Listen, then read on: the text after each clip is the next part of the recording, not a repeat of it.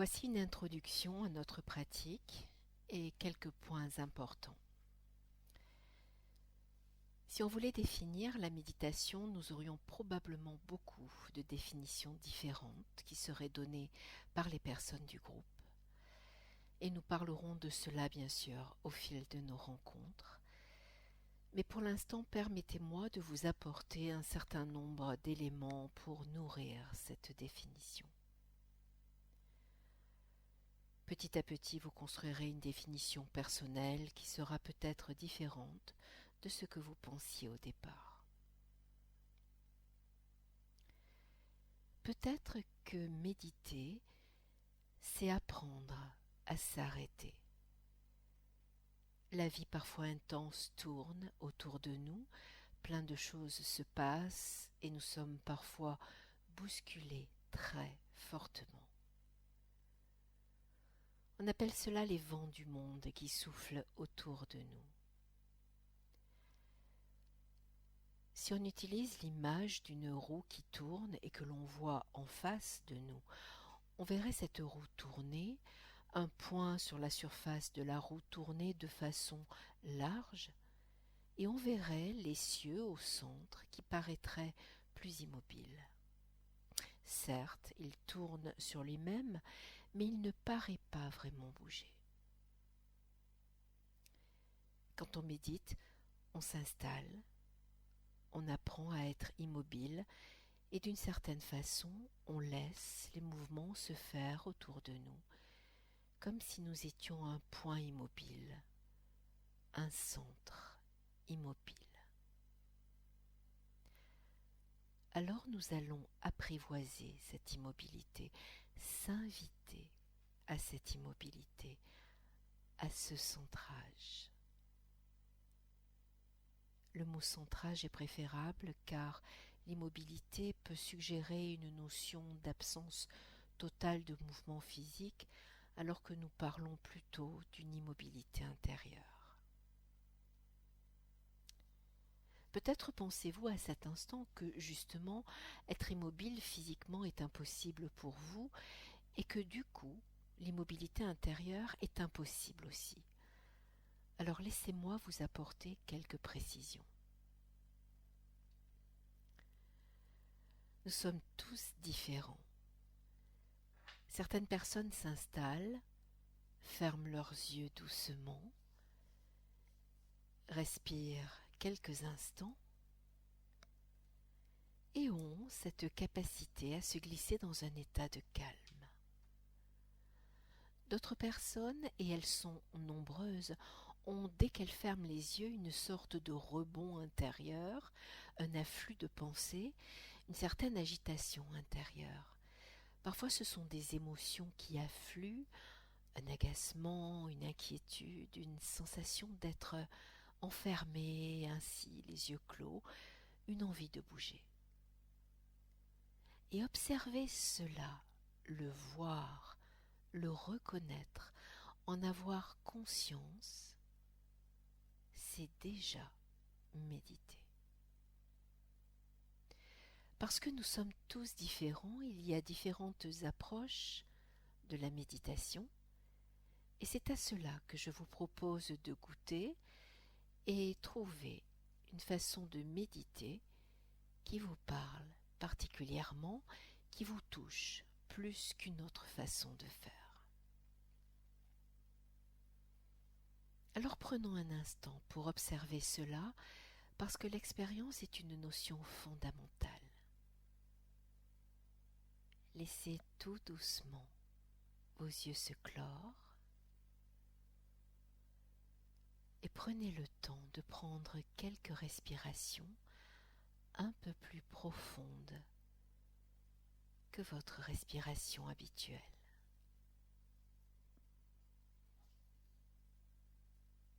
Inspirez profondément.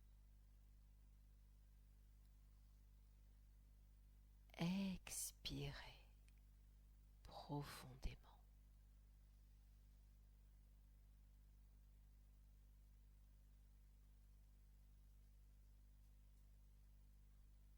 Et invitez-vous à observer ce qui se passe en vous à cet instant. Comment vous sentez-vous à cet instant? Mettez juste un mot sur cela, sans rajouter un parce que ceci ou parce que cela, juste un mot. Je me sens.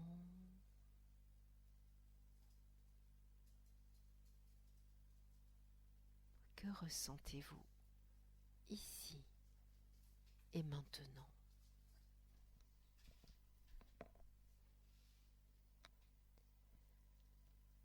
Parfois c'est difficile de mettre un mot. Vous sentez-vous par exemple calme, inquiet, stressé, impatient, curieux, agacé, pas intéressé? Mettez un mot ou plus d'un mot sans entrer dans le détail avec des parce que ceci ou parce que cela, peu importe le parce que.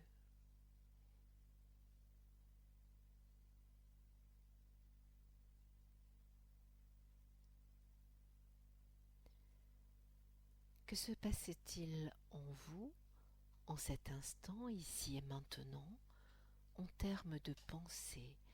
Est-ce un flot continu, ininterrompu? Est-ce qu'une pensée émerge comme une petite bulle? Devient-elle une très grosse bulle? A-t-elle la force de vous détourner?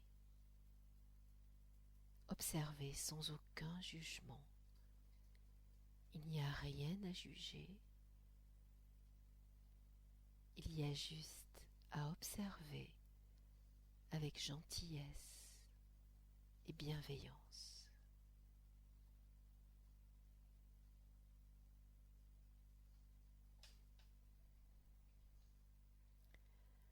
Est-ce qu'en observant ainsi ce qui se passe en vous, vous avez une sensation de tourbillon intérieur, d'envie pressante de rouvrir les yeux, de bouger? Une sensation d'un petit animal qui tournerait pour s'installer mais ne trouve pas comment se nicher, se déposer? Ou est-ce qu'au contraire, ce petit animal trouve un nid, s'installe,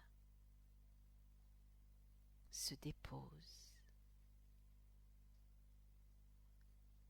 Avez-vous une sensation agréable de calme, de quiétude, même s'il y a des pensées qui arrivent? Observez sans juger. Juste observer et respirer.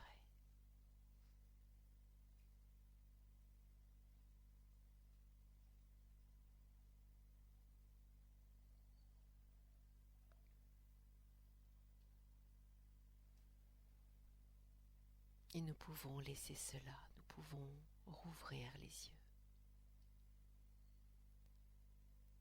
Ces mouvements en vous, que ce soit des pensées, des sensations, des émotions, des tourbillons, sont ce que l'on appelle prana shakti.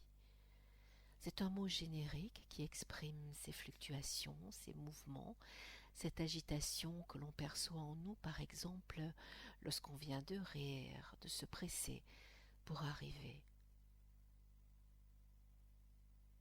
Quand nous pratiquons ensemble après notre journée de travail, après le transport pour venir, la première invitation de la séance est une observation telle que nous l'avons faite à cet instant et une pratique pour amener Prana Shakti à un niveau qui nous permet de travailler la méditation. Pas trop haut, sinon ces tourbillons intérieurs sont susceptibles de nous détourner un peu trop fortement de notre pratique méditative, mais pas trop bas, car sinon on s'endort. Nous souhaitons nous placer dans un état de concentration relaxé, une attitude présente, vigilante, mais détendue. Pour cela, nous ferons des pratiques de mise en disponibilité avant toute pratique méditative. Il y a aussi le choix de pratique pour cela. Dans le même esprit, si nous avons besoin de bouger pour se réinstaller pendant notre pratique, de changer de position, de prendre un mouchoir pour se moucher ou bien une veste, nous le ferons avec un mouvement lent pour ne pas stimuler de trop Prana Shakti.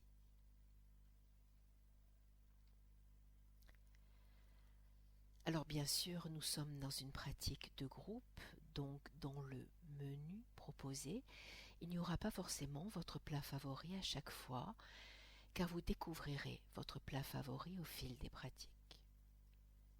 Ce sera plutôt un menu découverte, un menu dans lequel nous expérimenterons différentes saveurs qui peut-être ne vous plairont pas au premier abord, mais qui, finalement, placées dans l'ensemble du menu, vous apporteront leur lot de découvertes agréables, ou peut-être dérangeantes, mais intéressantes.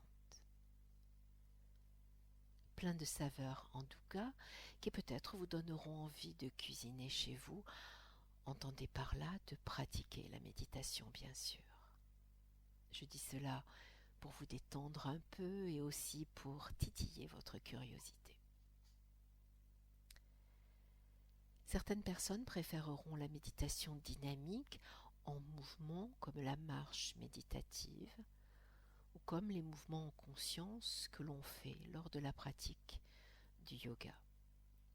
D'autres préféreront explorer les sensations du corps qui apparaissent et disparaissent, les informations en provenance des sens, la respiration. D'autres personnes aimeront ressentir en elles de douces vertus comme la compassion, la joie, l'amour inconditionnel et bienveillant, les amplifier, les savourer et les offrir aux autres et au monde entier. D'autres préféreront utiliser la visualisation et de nombreuses méditations utilisent la visualisation, notamment dans la tradition dont j'ai reçu l'enseignement. D'autres préféreront méditer sans support, accueillant ce qui se présente dans le champ de la conscience, quoi que ce soit des pensées, des émotions, des sensations, juste accueillir sans même identifier, juste être, un espace d'accueil. Nous visiterons tout cela et vous pourrez pratiquer chez vous si vous le souhaitez avec des enregistrements ou sans enregistrement. Il y a un autre point que je voudrais souligner, que ce soit dans la pratique du yoga ou de la méditation, il nous faut écarter les « je dois » et les « il faut ». Dans notre vie professionnelle, par exemple, ces mots et les attitudes qu'ils induisent peuvent être nécessaires, bien sûr, dans d'autres moments. Mais là, pendant ce moment différent de notre journée, dans cet espace particulier qu'est le moment de notre pratique de méditation, nous les mettons de côté. On ne peut pas se contraindre à quelque chose parce qu'on le doit ou parce qu'il le faut, car ce serait inutile ou contre-productif. Imaginez que vous vous disiez « je ne dois pas penser ». Et je suis sûre que si nous discutions ensemble de votre définition de la méditation, cela serait dit plus d'une fois. Si vous vous dites que vous ne devez pas penser, mais que votre tendance naturelle est d'avoir un mental qui pense, que se passerait-il? Vous ressentiriez de la frustration? Vous seriez triste, mécontent, Peut-être même que vous vous jugeriez durement en disant que vous êtes nul, que vous n'y arriverez jamais. Bref, votre mental fonctionnerait à plein régime alors que justement vous vouliez le calmer. Alors que justement notre pratique méditative a pour ambition de nous placer au-delà de ce mental discursif. Ce n'est pas la bonne façon de procéder. Il est d'ailleurs faux de penser que l'on ne doit pas penser quand on médite. Nous parlerons de cela au fil de nos pratiques, bien sûr, c'est même un point clé. L'attitude que nous souhaitons cultiver est la bienveillance vis-à-vis de nous-mêmes, vis-à-vis de nos comportements humains. Ce que vous étiquetez comme des défauts ne sont pas des défauts, mais des façons qu'a la conscience de s'exprimer. Et on souhaite regarder cela, y porter la lumière de notre conscience, peut-être choisir par la suite une façon de faire plus adaptée, plus harmonieuse, mais surtout ne pas dissimuler cela, ni mettre un mouchoir dessus, comme on dit.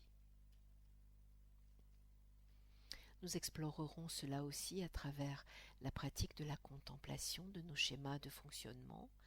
C'est une forme de pratique qui va se situer au niveau de nos émotions, de nos schémas, de nos paysages intérieurs. Et cela fait aussi partie d'une pratique méditative. Un dernier point important et même fondamental pour lequel je vous demanderai de prendre quelques instants dans la semaine à venir si vous êtes intéressé par la pratique ensemble. C'est de vous poser un instant, de prendre agréablement un petit thé ou un petit café et de noter sur un papier ce que l'on appellera votre pur motif. C'est-à-dire un court paragraphe de 2 ou 3 lignes ou quelques mots qui disent pourquoi vous souhaitez méditer. Cela sera votre but, votre désir et donc votre moteur. Et c'est très important d'avoir un but, de le voir écrit, de le conserver pour pouvoir le relire et vous verrez qu'au fil du temps, il se modifiera sensiblement. Ce pur motif sera pour vous comme un phare, un désir, un but qui vous permettra de trouver le feu en vous pour continuer votre pratique. J'insiste vraiment pour cela, vraiment. Écrivez-le, quelques mots ou de préférence un petit paragraphe de 3 ou 4 lignes, ni trop long ni trop court, en mettant la date. Nous aurons des échanges aussi à ce sujet pour ceux qui le souhaitent. Et voici donc ce que je souhaitais vous dire avant de débuter notre pratique ensemble. À bientôt.